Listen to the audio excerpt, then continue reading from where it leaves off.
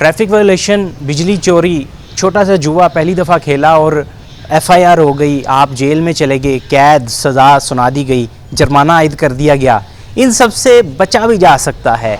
कैसे बचा जा सकता है? वो प्रोबेशनर्स जो इससे बचे हैं और अपनी ज़िंदगी को बेहतरी की तरफ लेके गए हैं और एक दिन के लिए भी कैद नहीं हुई, एक दिन के लिए भी जेल में रुकना नहीं पड़ा और ना ही जुर्माना देना पड़ा। ये कैसे हुआ? ये चीज़ें आपको दिखाते हैं कि पंजाब का एक ऐसा अदारा है जो इस पर काम करता है। आइए उनसे भी मिलवाते हैं और अदारे के बारे में भी आपको बताते हैं कि किस तरह काम करता है। मोहम्मद शाहिद इकबाल हैं जो साउंड सिस्टम एक्ट की खिलाफ वर्जी की वजह से एफआईआर आप पे हुई थी। मेरा ख्याल है तकरीबन 1 साल का इस पे कैद भी है और जुर्माना भी है, तो इस पे कैसे आप बच गए हैं? अब मेरा फ़ाइन भी जो है वो माफ़ कर दिया और सज़ा भी है वो कम की है। और दूसरी बात ये है कि ये काफ़ी मुझे अच्छा ये सिखाते हैं कुछ ना कुछ, जब भी ये तारीख़ पे बुलाते हैं, हाज़िरी के लिए बुलाते हैं, कुछ ना कुछ अच्छा बताते हैं डॉक्टर के हवाले से कि क्या क्या सीखा है अभी तक आपने? कितनी दफ़ा यहाँ पर आ चुके हैं? अभी मैं पहली बार ही आया हूँ, पहली बार ही मुझे बहुत अच्छा लग रहा है। इन्होंने आग लगने के जो है, आग लग के बुझाने के जो तरीके हैं वो सारे बताए हैं, तो काफ़ी इजाफा हुआ मेरे नॉलेज में। भाई कहाँ से हैं? आपका केस क्या था? किस वजह से आपको पकड़ा गया था? सर मैं रावी रोड से ताल्लुक़ रखता हूँ। मैं डिफेंस वाली साइड पे गया था किसी काम के सिलसिले में, तो वहाँ पे वन वे की सूरत में इन्होंने मुझे पकड़ा था। उसके सिलसिले में उन्होंने मुझे प्रिवेंशन में भेज दिया है, प्रोबेशन के लिए यहाँ पर भेज दिया है। मेरा ख्याल है कि अगर ये एफआईआर के ज़रिए जाते और पुलिस इनको डील करती तो तकरीबन 1 साल की कैद भी हो सकती थी ज़्यादा से ज़्यादा, और जुर्माना भी इसमें आयद था।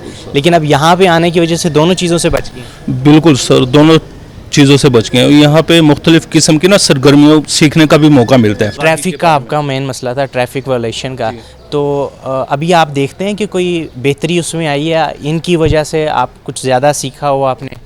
जी सर, अब यह है कि वन वे की पहले जो मसला हो गया था उसकी वजह से अब मैं 3-4 किलोमीटर आगे जाके यू टर्न लेके आता हूँ। अब वहाँ से यानी कि वन वे की खिलाफ वर्जी नहीं करता, क्योंकि बहुत बड़ा सबक मिल गया। मेरे पे एक केस था वो जुए का, बहुत पुराना 2017 का, इसीलिए कि मैं जुर्माने से बच गया हूँ। मैडम ने हमारा साथ दिया है कि बहुत अच्छा जानी हमारे साथ सलूक किया। मैं कमाने वाला हूँ, घर में 2 बच्चे हैं मेरे, शादीशुदा हूँ, तो इसलिए बहुत प्रॉब्लम हो जाती थी।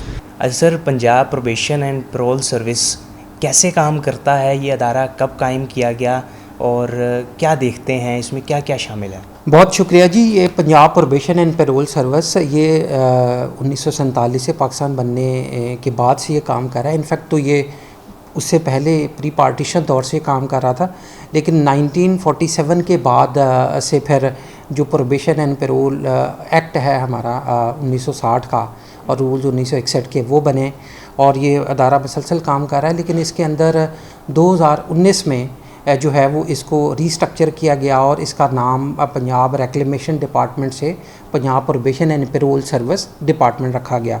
बेसिक इसका काम ये है कि वो माइनर ऑफेंडर्स जो पेटी क्राइम्स करते हैं, लाइक बिजली चोरी की है, साउंड एक्ट की वायलेशन, प्राइस एक्ट की वायलेशन की है, असले की नुमाइश की है, काइट फ्लाइंग एक्ट की है, ये जो एग्ज़ाम्स में नकल लगा लेते हैं, इस तरह के क्राइम।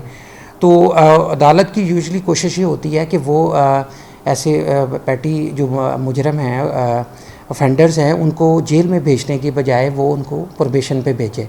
तो इस तरीके से वो दे प्लेस इट। उसका फ़ायदा ये होता है, एक तो जेलों के ऊपर वज़न कम होता है और दूसरा ये कि उनको एक मौका मिल जाता है कि वो दोबारा अपनी इस्लाह करके तो मुआशरे के में एक अपना तमीरी किरदार अदा कर सकें। अच्छा सर, बताइएगा कि कौन कौन से अदारे ऐसे हैं जो आपके साथ कोलैबोरेशन के साथ काम करते हैं?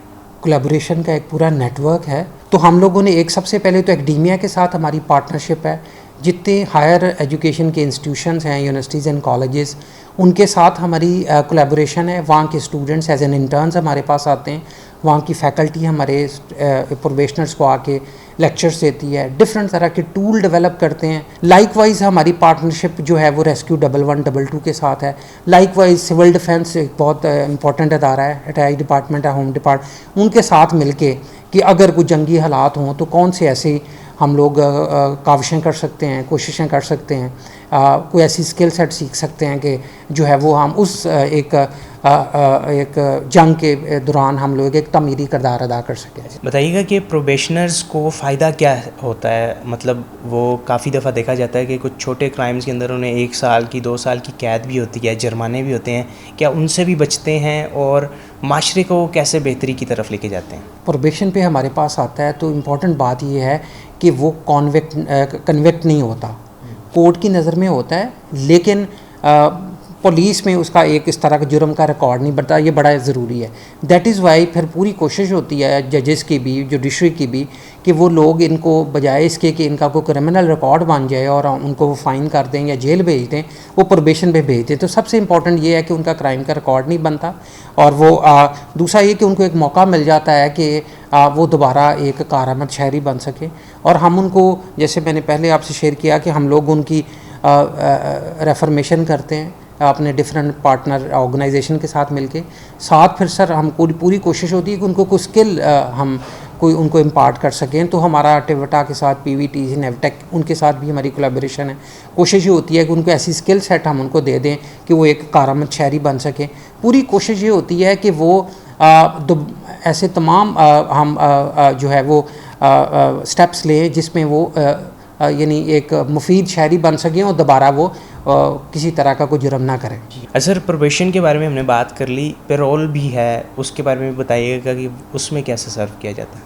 तो इसमें भी हम लोगों का जो प्रिजन हमारी एक सिस्टर ऑर्गेनाइजेशन है, उनके साथ हमारी कोलैबोरेशन है। हमारा एक पूरा पेरोल मॉड्यूल है जो फेंडर्स मैनेजमेंट में इंफॉर्मेशन सिस्टम में है। हमें वो सारा डाटा मिल जाता है कि कौन से ऐसे कैदी हैं कि जिनकी 1/3 जो एलिजिबल हैं कि पेरोल पे रहा हो सकते हैं। तो हम लोग फिर उनका डाटा उनसे लेके तो उनका केस प्रोसेस करके, हमारा पेरोल बोर्ड है वो उनको एग्जामिन करता है, तमाम स्टेक होल्डर्स बैठ के देखते हैं। बॉटम लाइन यही है कि जेल के अंदर उनका कंडक्ट ठीक हो, और दूसरा ये कि पेरोल पे रहा करने का मकसद ये भी होता है कि जो कैदी जेल के अंदर है उनको इंस्पिरेशन मिल सके कि ये जेल में अच्छा बिहेव किया है तो इनको अब पेरोल पे रहा हो सकते हैं, तो हम लोग भी जेल के अंदर अपना कंडक्ट ठीक रखें। फिर आखिरी सवाल है कि मुस्तकबिल में इसका विज़न क्या है, आगे क्या क्या चीज़ इसमें ऐड करेंगे आप और किस तरह से लेके चलेंगे इसे? जो लेटेस्ट इंटरवेंशन जो है वो ये है कि हम इंटीग्रेटेड क्रिमिनल जस्टिस सिस्टम हम एक इंटीग्रेशन का नेटवर्क बना रहे हैं, जिसके अंदर जो क्रिमिनल जस्टिस सिस्टम के जितने इंटीग्रल कंपोनेंट्स हैं, जिसके अंदर प्रिजन है, प्रोसिक्यूशन है, पुलिस है, प्रोबेशन एंड पेरोल है, इन तमाम लोग आपस में थ्रू दैट सिस्टम इंटीग्रेटेड हों, और सो दैट ये सारा जितना पेपर वर्क है ये ख़त्म हो सके और रियल टाइम इंफॉर्मेशन तमाम जो स्टेक होल्डर्स हैं क्रिमिनल जस्टिस सिस्टम के उनको मिल सके। तो दिस इज़ आवर विजन कि हम इस मुआशरे को हमने जुर्म से पाक करना है, और पैटी ऑफेंडर्स को हमने हार्डन क्रिमिनल्स के साथ इस तरह मिक्सअप नहीं होने देना। पूरी कोशिश करनी है कि तामीरी किरदार अदा करके हम उनको दोबारा एक मुआशरे के जो है ना कारआमद शहरी बना सकें। डीजी साहब की आपने गुफ्तगू सुनी, प्रोबेशन ऑफिसर्स क्या करते हैं इस अदारे के अंदर, कैसे वो इनसे डील करते हैं, आइए वो भी आपको दिखाते हैं। मुख्तलिफ हमारे प्रोबेशन ऑफिसर्स एक्टिविटीज़ कराते हैं, अदालतें इनको प्रोबेशन पे प्लेस करती है जेल में भेजने की बजाय, तो फिर ये यहाँ आके लाइफ स्किल सीखते हैं। हम इनको यूज़फुल शहरी बना के, एक रिस्पॉन्सिबल शहरी बना के दोबारा री इंटीग्रेट करते हैं सोसाइटी में। और हमारे पास जो प्रोबेशनर्स आते हैं वो माइनर ऑफेंसेस के होते हैं, जिसमें बिजली चोरी के हैं, जो शराब नोशी के जो केस हैं। 1 से 3 साल के लिए इनको जो है वो कोर्ट हमारे पास प्रोबेशन पे भेजती है, जिसमें हम इनकी डिफरेंट सेशंस करवाते हैं, इनकी रिहेबिलिटेशंस करते हैं, ट्रेनिंग सेशंस हो रहे होते हैं। जैसे आज आपने जो है वो सेशंस इनके देखे हैं, सिटी ट्रैफिक के कवानीन के बारे में इनको बताया जा रहा होता है।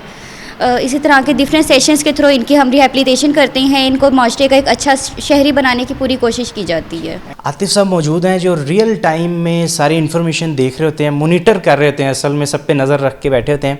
अब बताइएगा कि इसका क्या रोल है, इस रूम का पीछे LCDs लगी हैं, क्या क्या चीज़ मॉनिटर की जाती है? PPDU इस probation and payroll delivery unit ये हमारे पूरे फील्ड फॉर्मेशन में जितनी भी एक्टिविटीज़ कंडक्ट की जा रही होती हैं ये उनको मॉनिटर करता है, उनके रिगार्डिंग जितनी भी कोई रिपोर्ट्स वगैरह हैं कंपाइल करके रिपोर्ट्स प्रेजेंट करता है। हमारे जो फील्ड ऑफिसर्स हैं वो मंथली एक्टिविटी प्लानर एक सबमिट करवाते हैं कि आने वाले महीने में, आने वाले दिनों में किस डेट पे उन्होंने कौन सी एक्टिविटी परफॉर्म करनी है। फिर उस डेट पे जब वो एक्टिविटी परफॉर्म होती है तो उसका एक पिक्टोरियल एविडेंस वो शेयर करते हैं और उस पेक्टोरियल एविडेंस को भी यहाँ पे हम मॉनिटर कर रहे होते हैं और उसको कंपेयर कर रहे होते हैं कि किस ऑफिसर ने कितनी एक्टिविटीज़ कंडक्ट की हैं विद पेक्टोरियल एविडेंस। प्रोबेशन के इस अमल से अरबों रुपए हुकूमत के बचाए जा रहे हैं और ये मैसेज दिया जा रहा है कि नफ़रत मुजरिम से नहीं जुर्म से करनी है। अपने मेज़बान तलहा अशरफ को इजाज़त दीजिए। अल्लाह हाफ़िज़।